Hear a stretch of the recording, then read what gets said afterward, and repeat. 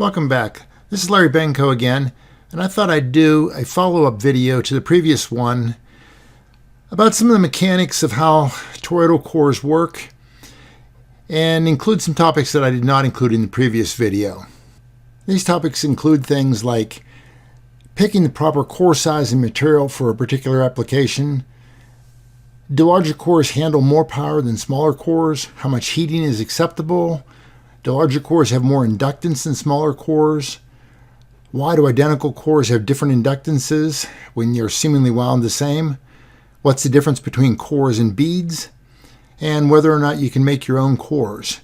And I don't mean actually mixing up powdered iron or anything. I mean combining, stacking different cores on top of each other and what the effects are by doing that. Before I begin, I would like to address a few comments that I got in the previous video dealing with the fact that I mentioned that the toroid I used on the previous video, which was a material number 2, which had a permeability of 10, really didn't follow the square law that you see published all the time. And people have mentioned that they'd used the square law and it worked just fine for them.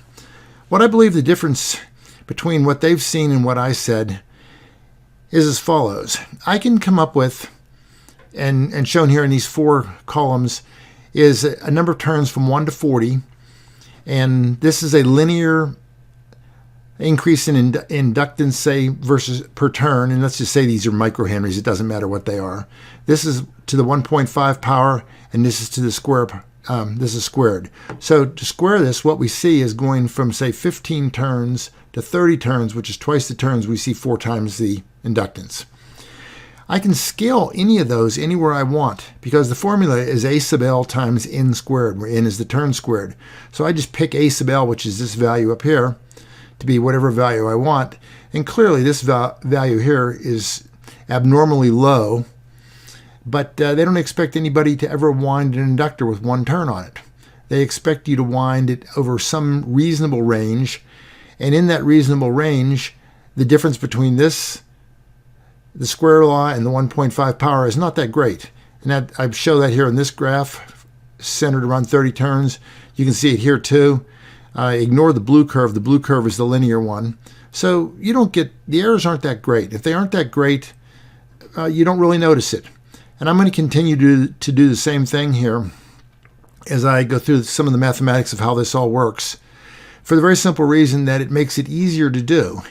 You don't have to worry about what permeability your material is, and it really doesn't cause that many errors. If you have a 1-inch toroid, you don't put 500 turns on it, and you don't put 2 turns on it usually. You put some number probably between 5 and 20 turns on it. So you can center your nominal place somewhere that makes the estimate for inductance pretty close. And as we'll find out later, the tolerances in these toroids is such that that really doesn't get in the way of being a problem at all. Now let's get to how all this works. I have created a little spreadsheet here which has a bunch of different commonly available iron powder toroid sizes. I have filled the dimensions in from the data sheets in inches for the imperial-minded folks here. I've also done it in centimeters for the rest of the world. And the reason to do it in centimeters is because the mean magnetic path length and the area, the magnetic area, is cross-sectional area of the core, are both in centimeters to make this formula work. This is a very famous formula. The inductance in henries is 0.4 pi times the permeability times N squared, assuming we capture all the flux. So and that's why I said a minute ago, we're going to stay with the N squared term. It's not too far from being correct. Times the cross-sectional area of the core times the divided by the magnetic path length. And the magnetic path length is the center around this core. And I put a 0.5 here because I wanted to see this number up here can be between 0, which should make the path go around the inside of the core, to 1, which should go around the outside of the core, and 0.5, it goes in the center. When I put 0.5 in there, I get numbers from the published data to my calculated data that matches this column J and column H match extremely well. So this is a formula for inductance, and it works for things other than toroids too. It works for a lot of different magnetic structures. And if we use this formula, we can see quite a bit. Quite a lot of interesting things. One thing we see is over all these toroid sizes here, we see an inductance that varies between 0.5 microhenries and 2.8 microhenries. That's less than a 6-to-1 change in inductance versus a massive change in size. This is a 5-inch diameter toroid, and this is only a 1/2-inch diameter toroid. This one has, I don't know how much more volume it has. It's a huge amount more volume than this one has, but yet it only has inductance that's only 4 times as much. So we don't see inductance varying a lot with the size of the toroid. We see it vary some, and the thicker toroids, like this 1-inch toroid versus a 0.65-inch one, they of course are, you see the change there. It's fairly large, but we can come up with a factor here for how good a toroid produces inductance. It's just A sub E, which is the cross-sectional area of the core, if you slice the core, times the mean magnetic path length, or divided by it. And that, everything else is constant. So for different cores, this is the only thing that changes the inductance, which is kind of interesting, I think. We can also use the formula for the flux. The flux is the RMS voltage divided by 4.44 times the cross-sectional area of the core again in centimeters squared times the turns, not turns squared, just turns, times the frequency. And if we want to use frequency in megahertz, then we make this be 10 to the 10 squared instead of 10 to the 8th. And this will give us the flux in the core. And we see a massive change in the flux in the core from 8 to as much as 367. So it's a lot more than the inductance change, which is interesting. Now, the flux in the core deals with how much heating the core is going to have. Higher flux will produce higher heat. Clearly, different core materials can handle different flux differently, but in general, at a given frequency, there's a certain maximum flux that is considered to be safe, and we need to stay below that. At 10 megahertz, I think that's somewhere around 50 Gauss. So with a 200-volt signal across the 10-turn winding, you would need to use a core that would be at least a T157 or larger. But these formulas that you see in the books are made up primarily, or the tables you see in the books are made up primarily of these two formulas, and you can calculate these things easily yourself. Now we're going to look at the problem a little bit differently.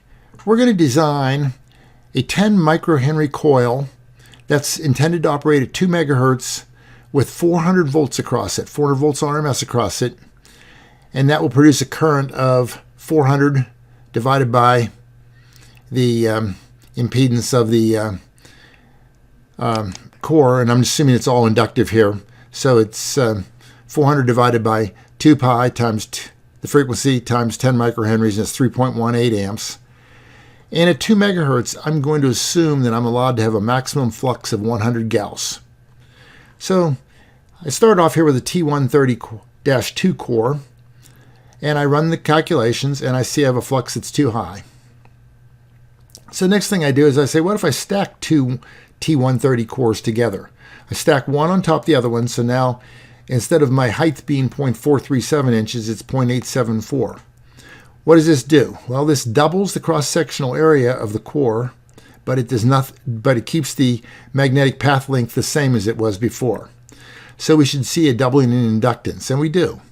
But we don't want a doubling in inductance. So 30 turns would have more inductance. It does have a lower flux, but we need to reduce the number of turns. We need to reduce the number of turns to keep us back at 10 microhenries, or approximately 10 microhenries.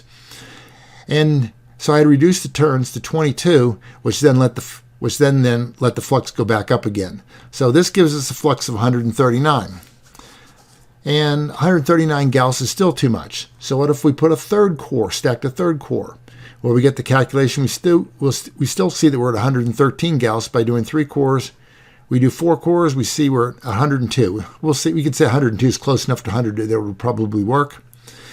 Each time we have to adjust the turns ratio down a little bit. Not turns ratio, just the turns. Number of turns down a little bit to keep the inductance constant. So that's 4 cores, and maybe at that point in time you say I'm done. I'm kind of done stacking cores up. So let's go to a larger core down here. But in the meantime, let's try a core that has a little less permeability. A little less permeability, like a number 6 material core, would allow us to have, it has a permeability of 8 versus 10. It means we need a few more turns. So if we put 1 core there, we see we need 34 turns instead of 30 turns, and it has a lower flux, but not low enough. And we stack a couple. By the time we get to 3 of these cores, we're down to 102, and that might work also. But let's keep going. So let's just go back and try a T200-2. It's a bigger core.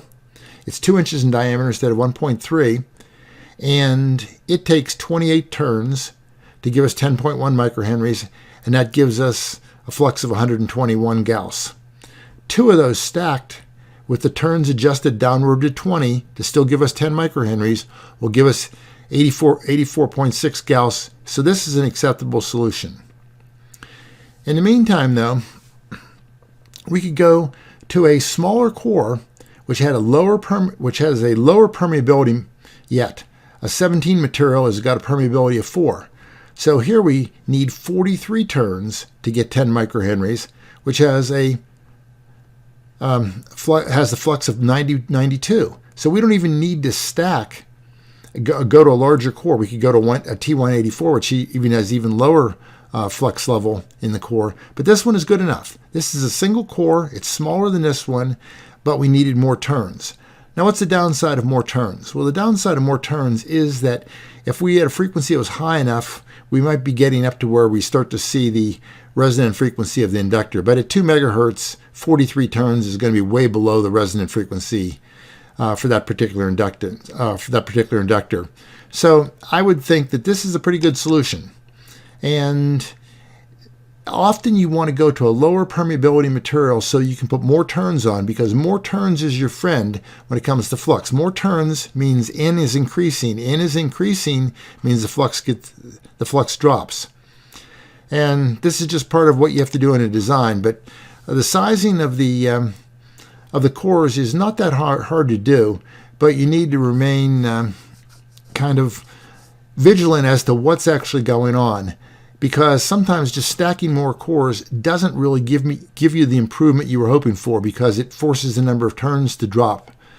And that was the whole purpose of this discussion. And in this example, I show 2 different cores here. And when the shape of the core is such that the length is the longest dimension, a lot of manufacturers call those beads. These happen to be extremely large beads, so that they're the same size as cores. But what I did is I went to the ferrite catalog. I found a bead that has an ID of just a little bit less than a centimeter. It has an OD of 1.74 centimeters and a height of 2.86 centimeters. So the largest dimension is the height. I then compared that to and this was a number 61 material. The 61 there means it's the number 61 material. Then I compared it to an FT114 equivalent core from ferrite. They don't call them FT114s, they call them this number. But again, it's a 61 material. I underlined everything there. It's just the 61 is the thing. It's the core material. And those are shown right here. Now, that core has a 1.9 centimeter inside diameter, 2.9 centimeter outside diameter, and a height of just 1.3 centimeters. So if you look in the ferrite catalog and you look under cores, you don't see these. These are in the category under beads, which is a little bit confusing because they both work the same way. What we see is, if we look at this, we see the bead has a much larger cross-sectional area, but a smaller path length. And the core has a longer path length to go around the outside here, and a smaller cross-sectional area. So if we were looking for a approximately 7 microhenries, which is what I did this calculation for, I need 4 turns of the bead, and I need 7 turns of the core. That means that, interestingly enough, they both end up with about the same amount of flux in them, but one may be more convenient to use than the other one.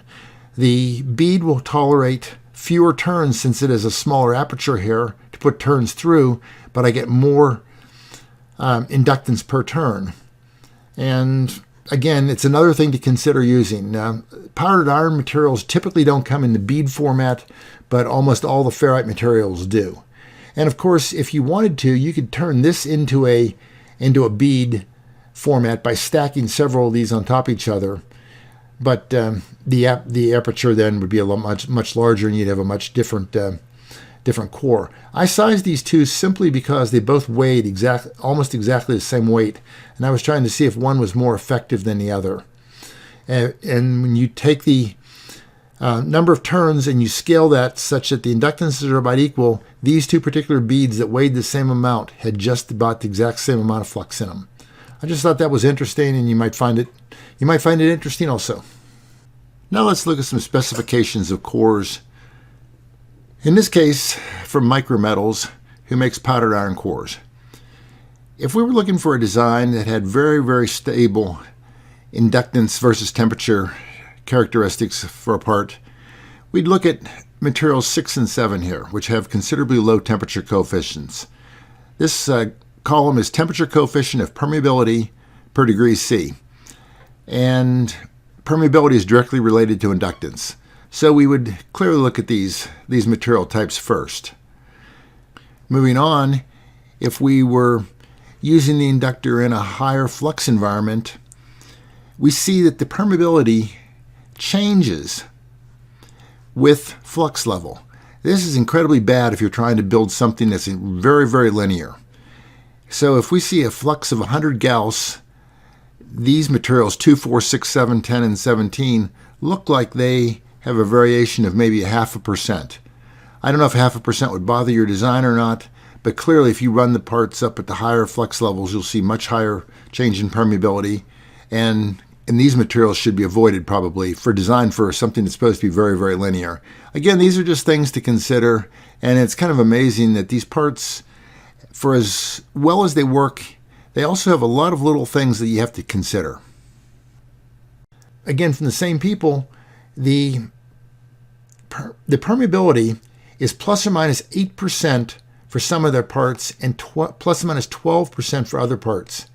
This is not exactly a high precision part.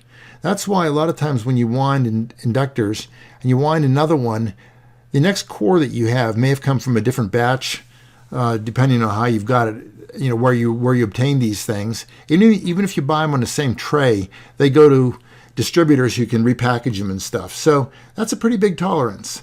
And as we saw earlier, the permeability is directly related to the inductance. So a 10% higher permeability is a 10% higher inductance, which is again another reason why a lot of the formulas don't need to be super accurate.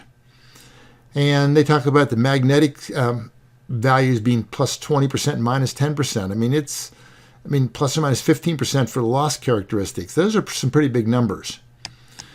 We look from a different company. We see, here's a case where they say the power loss in this thing, they only specify it with a certain particular operating characteristic. This is meant for a switch mode power supply. They only tell you the maximum power. They don't even tell you what the typical power would be normally. It's considerably less than this. I measured some of these cores, tried to measure them kind of at the way they did it, and I got numbers that were like 1/4 this much. So there's a huge variability on the loss. We can keep looking at the specs.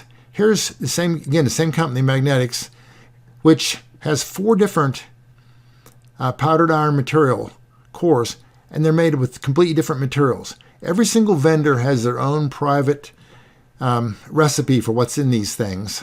They sometimes are similar to others, but their standard one is 79% nickel, 17% iron, 4% molybdenum.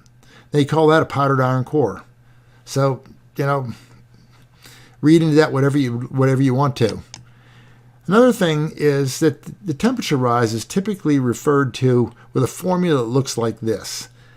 Well, temperature rise in these parts is an extremely hard thing to measure. The parts are made with this slurry of material, magnetic material, that's bound together with some kind of glue or some kind of resin or whatever. And the net effect is that the parts are not conductive, electrically conductive, which is why you don't need to put insulation around wires for them typically. And that's not true if the permeability is high enough they become conductive, but the lower permeability parts do not. I did a little test here just the other day. I took some number 2 material cores and I put high-potted, they were 1-inch cores. I put 5,000 volts on one side of the core and 5,000 volts on the other side of the core with some clip leads just onto the body of the part, and they withstood that just fine. But when we measure temperature rise, it is extremely difficult to measure.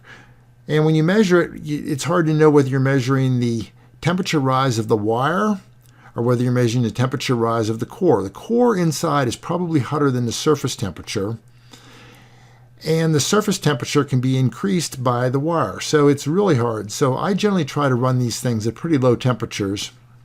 And that's for a simple reason. It's not that hard to do normally. I generally don't design stuff for myself that I care about the last penny in the design. And the reason for that is pretty simple. Here's a little paper from a company called Coilcraft, and they talk about over time any temperatures above about 70 or 80 degrees Celsius, and there's aging that takes place in powdered iron cores. It does not affect ferrites, but just powdered iron cores. So they show a graph here at 2,000 hours with 3 different products, no change in the loss. At 125 degrees C, you see some of these materials rising in loss. At 155 degrees C, you see the loss at 3,000 hours becomes 7 times the loss it was when you bought the part. Here at 165 degrees C, it goes up to 10 times. Now, this is a catastrophic disaster because if you heat it up enough to cause the core to produce more loss, then the core heats up faster the next time you use it. And this is primarily due to the resin material that was used in the powdered iron cores. And a lot of the conventional ones still have this problem. If you keep the temperature down below 85 degrees C, you're fine. If you want to go up above that, you need to be a little bit careful, or you need to pick materials that have the resin in them or the glue in them that can take that temperature. The other thing is, as the temperature rises, you have to make sure you don't get above the Curie temperature. And the Curie temperature is typically 300 degrees Celsius or more, but at that point, the parts stop, their magnetism is drastically reduced. And there's plenty of information on the web about how all this works. But when we sized the parts before, and I calculated a current, notice the current never entered the equation ever in terms of having any effect on the flux. Flux is an issue with voltage only. It's the voltage per turn on a core size. And frequency is involved also, but it doesn't have anything to do with current. You have to size the wire appropriately for the current to keep the temperature rise low enough that you don't heat up the core. These cores, and if I go back to this formula, if you do this calculation, this is power in milliwatts, and this is surface area in centimeters squared. These parts do not tolerate very much power. 5 watts into one of these, a fairly large toroid, will heat it up higher than it's allowed to run. So that's something to be very careful about. And to finish up here, let me do one example where I had a problem with the parts heating up, identical parts. And here's an example showing the variability in seemingly identical products from different manufacturers or different batches. I have 2 cores here shown, and these are the actual cores that are scanned. This one and this one are both 48 turns, number 24, FT114A material, type 61, which is a permeability of 125. The one on the left is an active 4170 scan. The one on the right is in the demo mode, and it's bringing up a file that was scanned previously, so I could have both of these active at the same time. Otherwise, I can't run 2 instances of the program. But what we see here is we see something down here in the low frequencies looking like 360 microhenries or so, and a Q of over 100 there, Q's 200, very good Q's, and it becomes capacitive at 7.9 megahertz, and throughout that range it's very capacitive with the phase angle being nearly 90 degrees, 89 degrees. At 30 megahertz what we see is a Q of 82 with a resistance of 59 ohms and a reactance of 4,900 ohms. The bad unit starts pretty close to the same thing at the low frequencies. It's a little bit less inductance, but that's insignificant. And it's resonated at the same frequency, but when it becomes capacitive, we see a phase angle only in the 80 degree range. And at 30 megahertz, what we see